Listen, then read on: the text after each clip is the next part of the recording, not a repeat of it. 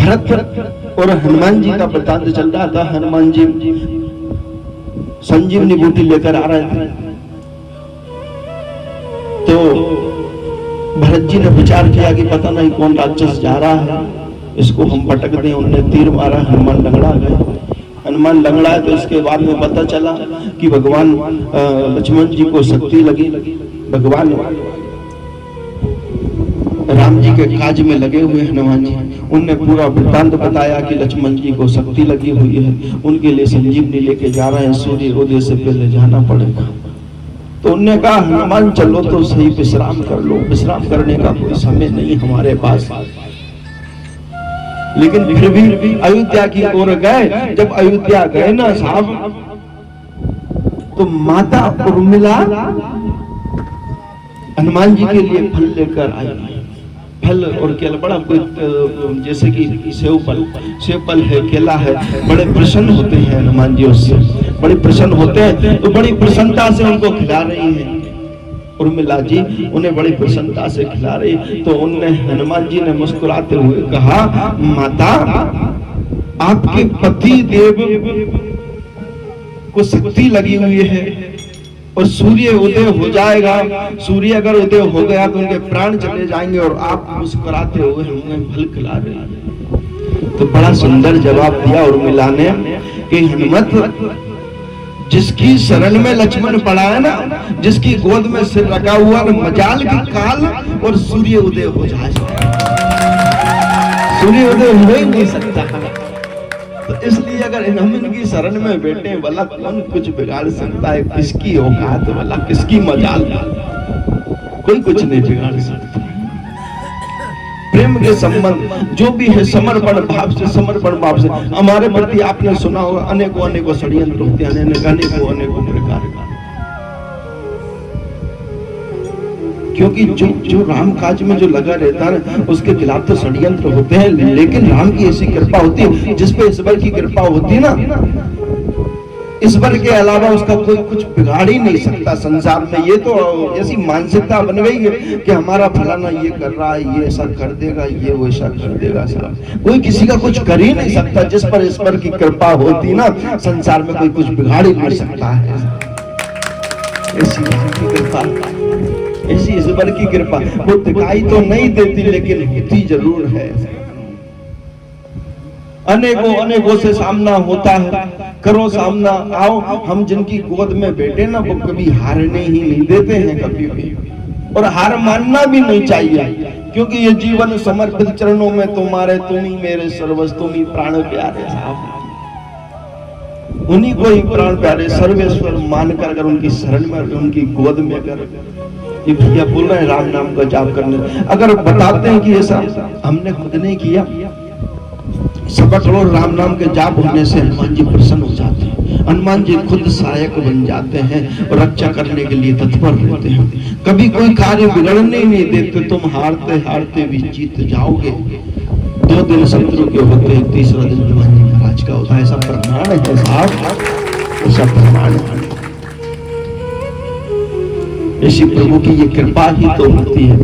क्या ऊपर बताओ, अगर नारायण नहीं है तो क्या ऊपर ये तार थोड़ी लगे? सूर्य उदय होता है, चंद्र उदय होता है। ये प्रत्यक्ष प्रमाण है। अगर आपको और प्रमाण देखना, हमारे आकर धाम पर आए, दरबार में आए, बिना नाम पता, मोबाइल नंबर किसी को न बताओ, लेकिन हनुमान जी की ऐसी कृपा है, अगर कोई सामने आता है उसे नंगा कर ही पहुंचाते हैं। इसलिए राम की ही तो कृपा है। हम तुम सब एक ही है, एक ही छत्र छाया, एक ही खंभ के नीचे तो बैठे हैं। वो खंभ राम है, वो कभी हारने नहीं देता किसी के।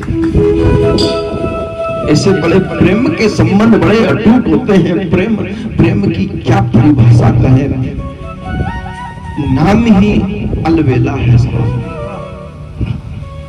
आपने सुना होगा, एक बार और वृत्तांत चल रहा था इनका, हम बैठे थे नीचे, ये बैठे ऊपर व्यासवादी में सुना रहे थे, चलता ताली बजा रही है। हमने इनमें चल रहा था, महाभारत का वृत्तांत चल रहा था, महाभारत के समय बता रहे थे, हम नीचे सुन रहे थे। हमें कुछ आता तो है नहीं, बिना पढ़े लिखे चुपचाप हमारे यहाँ बैठे को कुछ एक बार वृत्तांत चल रहा था, बड़ा प्यारा वृत्तांत है प्रेम का संबंध। प्रेम प्रेम प्रेम ऐसा होना चाहिए, अटूट प्रेम, पूर्ण रूप से समर्पित। साहब महाभारत का समय पर महाभारत होने वाली थी। भगवान श्री कृष्ण को पांडवों ने कहा कि माधव एक बार तुम और जाओ हस्तिनापुर, एक बार और शांति प्रस्ताव किया जाए, समझाया जाए कि युद्ध, महाभारत युद्ध ना हो। जाते समय पर उन्होंने गए, दुर्योधन ने बढ़िया व्यवस्था करी, 56 भोग की व्यवस्था करी, वहां पे कोई कमी नहीं, अनेकों बड़ा स्वर्ण का सिंहासन लगाया, वहां पर स्वर्ण का सिंहासन लगाया। तो विदुर जी ने एक बार समझाया धृतराज को कि धृतराज, अगर तुम्हारा पुत्र अंधा हो गया, माना कि तुम भी नेत्रों से अंधे हो, हमारी तो कुछ बात मानो कि महासंग्राम होगा, महासंग्राम होगा, अब भी मान जाइए, युद्ध को रोक दीजिए, माधव आ रहे हैं, उन्हें समझौता कर लीजिए किसी भी हाल में। दुर्योधन को पता चला, दुर्योधन ने कहा कि विदुर जी तुम हमारे पिताजी को भड़का रहे हो हमारे खिलाफ, जाओ तुम्हें इस मंत्री पद से डिसमिस कर दिया जाता है। उन्हें भगा दिया गया, मंत्री पद छुड़ा दिया उनका। मंत्री पद छुड़ाने के बाद में विदुरानी से घर जाके कह रहे, विदुरानी आज तो हमारा पद भी चला गया और श्री कृष्णचंद्र आज हस्तिनापुर की ओर आ रहे हैं। हस्तिनापुर से कृष्ण आ रहे, अब दर्शन भी नहीं हो सकते, कोई पद पर नहीं, पता नहीं, चरणों के भी हाथ नहीं लगा सकते हम तो। इसके बाद में विदुरानी ने कहा कि ठीक है, आप सवाए बात पर कुछ सामने भी खड़े होकर देख रहे हैं, ऊपर भी तो चढ़ के देख रहे हैं कि कम से कम हम देख तो लेंगे। विदुरानी कह रही है कि अगर इतनी भीड़ में अगर हम नहीं देख पाए तो, विदुर जी कह रहे हैं विदुरानी से कि अगर इतनी भीड़ में अगर नहीं देख पाए तो क्या होगा। उनने कहा अगर कम से कम अगर हम नहीं देख पाएंगे, अगर उनकी भी एक झलक और एक नजर पड़ गई, कम से कम वो तो देख सकता, अगर हम नहीं देख सकते तो। एक अंधा एक वृत्तांत चल रहा था, एक अंधा था, इसके नेत्र नहीं थे, वो भी सभी लोग दर्शन करने के लिए, जैसे आप आए ऐसे वृत्तांत चल रहा था कि दर्शन करने के लिए हनुमान जी महाराज के दर्शन कर ले। तो एक जिसके नेत्र नहीं थे वो अंधा भी पहुंचा, अंधा पहुंचा तो उसने बगल वाले ने पूछा कि तेरे तो नेत्र नहीं है, तू कैसे दर्शन करेगा, तू कैसे दर्शन करेगा, तेरे तो नेत्र नहीं है। उनने कहा, उस अंधे ने एक बड़ा सुंदर जवाब दिया, अरे अगर मैं नहीं देख सकता तो उसमें क्या हुआ, कम से कम वो तो देख सकते हैं, वो तो देखेंगे। इसी प्रकार विदुरानी ने कहा कम से कम अगर इतनी भीड़ में अगर तुम्हारी नजर नहीं पड़ पाई, अगर तुम दर्शन नहीं कर पाए, कम से कम वो तो त्रिलोक आधिपति वो तो देखेगा, अगर एक नजर पड़ गई तो त्राई माम मच जाएगी। साहब इतना बड़ा सुंदर जवाब देते हुए ऊपर चढ़ गए, स्वर्ण का सिंहासन लगा हुआ था, जयकारे द्वारकाधीश की जय, द्वारकाधीश की जय, जयकारे लगे हुए थे। हस्तिनापुर के सिंहासन पे भगवान श्री कृष्ण वहां पे स्वर्ण के सिंहासन पे बैठे, धृतराज, भीष्म पितामह आदि आदि बड़े बड़े धुरंधर बैठे। उनने कहा माधव क्यों आए, कैसा आना हुआ। तो भगवान श्री कृष्ण ने कहा कि दुर्योधन तुम तो जानते हो क्यों आना हुआ हमारा, कि तुम अन्याय कर रहे पांडवों के साथ में।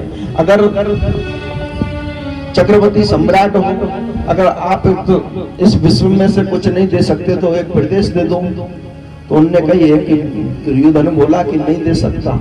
उनने कही प्रदेश नहीं दे सकते हो तो एक तहसील दे दीजिए, एक कस्बा दे दीजिए। उनने कहा नहीं दे सकता, कि 5 गांव दे दो, नहीं दे सकता हूँ। कि भगवान ने कहा दुर्योधन महासंग्राम होगा, महासंग्राम होगा, कईयों माताएं विधवा हो जाएगी, तुम समझ नहीं रहे हो हमारे विचारों को, तुमने युद्ध अभी देखा नहीं। उनने कहा माधव 1 इंच जगह भी ना दे हम। ठीक है, इतने में धृतराज जी बोले कि छोड़ो इस बात को, आके माधव आए हैं इतनी दूर से, इनको भोजन किया, भोजन कराया जाए। भोजन की व्यवस्था की जाए। तो दुर्योधन ने प्रसन्न करने के लिए 56 भोग की व्यवस्था करी। वहीं पर ही जिस प्रकार वो माताएं दिख रही ना ऊपर से, इसी प्रकार विदुर जी भी वहां बैठे थे, दूर से देख रहे थे। भगवान श्री कृष्ण ने बिना सोचे समझे कह दिया कि आज तो हमारे विदुर काका जी के घर पर हमारा निमंत्रण है। विदुर काका जी सोचना विचार करना कि हमने तो कोई निमंत्रण दिया ही नहीं। मन में विचार कर रहे थे घर पर विदुरानी और विदुर जी अगर कन्हैया अगर हमारे घर पे आ जाए तो बड़ी कृपा होगी। रोजाना ओम नमो भगवते वासुदेवा का जाप कर रहे हैं कि प्रभु हमारे घर भी आ जाए। लेकिन उसने चीटी के पग उम्र पर भी साहेब सुनते हैं, कहाँ विदुर जी वहां बैठे और यहाँ सुन ले। उनने प्रार्थना करी कि कन्हैया आ जाए, हमारे घर भी एक बार भोजन हो जाए। दुर्योधन के 56 भोग को त्यागते हुए तो दुशासन ये दुर्योधन ने कहा कि तुम्हें विदुर जी ने कब निमंत्रण दे दिया कन्हैया?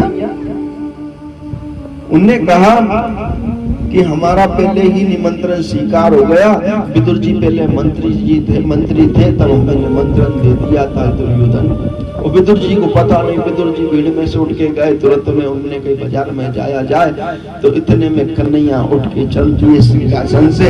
विदुरानी स्नान कर रही थी, उनने कहा खटखटाया द्वार में, काकी किवाड़ खोल। तो जैसे ही आवाज लगी कानों में, आवाज पहुंची कि कन्हैया आ गया है। जैसे किवाड़ खोले, जैसी अवस्था में थी बिना वस्त्रों के। ऐसा बतान श्रीमद् भागवत में लिखा हुआ कि बिना वस्त्रों से थी वो। बिना वस्त्रों से आते हुए उनने बिना देखे उनके प्रेम में भाव विभोर हो गई। भाव विभोर होते हुए उन्हें देखा कि आप पुत्र जैसे संबंध। ये तख्ती थी, छोटी सी तख्ती, यहाँ धर दे, यहाँ बैठ जाओ, उल्टी कर दी, कभी सीधी कर दी, कभी उल्टी कर दी। इतना प्रेम पूरे घर के कोने में उनको घुमा दिया उन्होंने। और फिर भी आखिरकार उल्टी तख्ती कर बैठा दिया कि यहाँ बैठ जाओ। प्रेम के बस में वहां भी बैठ गए और उन्होंने कहा कि कन्हैया क्या खाओगे? उन्होंने कही मां जो भी तुम खिला दो, कि तुम्हारे काका जी आते ही होंगे कुछ लेकर। नहीं, फिर भी रहा नहीं गया तो उन्होंने कहा कि जो केले के रहते हैं वो पहले से ही पानी देती थी, क्योंकि भक्त का भाव है कि दिन कन्हैया जरूर आएगा। जिस प्रकार सबरी का भाव था उस प्रकार उनका भाव था कि कन्हैया के दिन जरूर आएगा। ऐसा विचार करके कन्हैया से कह रही, प्रभु मैं बहुत दिन से पानी दे के आज ये फल लगे हुए, ये आपके लिए ही लगे हुए थे, आप इनको स्वीकार करो, आरोप हो इनको। जब उनको देने लगी तो छिलके उन्हें खिलाने लगी। जो केला का फल था वो रखती चली गई, खिलाती गई कि कैसे लग रहे हैं। उन्होंने कहा बड़े प्यारे लग रहे हैं, बड़ा आनंद आ रहा है काकी, बड़ा आनंद आ रहा है। विदुर जी आए, विदुर जी ने देखा कि पूरे जो केला था वो तो रखा रहेगा, पूरे छिलके खिलाती पूरे छिलके। प्रेम के बस में ही हो सकता है, छिलके तो प्रेम के बस में खा सकते हैं। बता आपने कभी प्रेम किया बावला सा हो जाता है। इस पर से तो कोई प्रेम करता नहीं।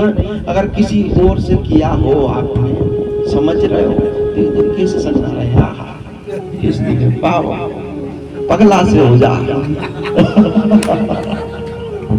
हेलो ये रात में बात करता है ना, मेरे बाबू ने इसी प्रकार वो इतना प्यारा प्रेम, कोई प्रेम कितना बावरा कर देता है वाला, लेकिन वो प्रेम कितना श्रेष्ठ होगा साहब, जिसमें छिलके खा गया वो नारायण। और जैसे ही वो आए, विदुर जी आए, विदुर जी ने कहा कि पगली तू ये क्या कर रही है? ये केला तो ये रखे, तूने छिलके खिला दिए। मैं लेके नववेद लेके आया हूँ, कन्हैया को खिलाओ। जो लेके आए वो उनको खिलाने लगे। जैसे ही खिलाए तो कन्हैया ये कह रहा है कि काका आप बुरा ना माने, लेकिन स्वादिष्ट नहीं लग रहा है, बड़ा प्रेम। इतने ये जो पहले काकी ने खिलाया बड़ा प्रेम था, उसमें बड़ा प्रेम था, बड़े स्वादिष्ट थे साहब। न जाने कौन से गुण पर दयानिधि ऐसे भी नहीं जानते हैं सरकार। तो उनकी शरण में हमारा कहने का तात्पर्य ये है, अगर प्रेम करना है उनके ऊपर सब कुछ समर्पित कर आप जिस दिन आप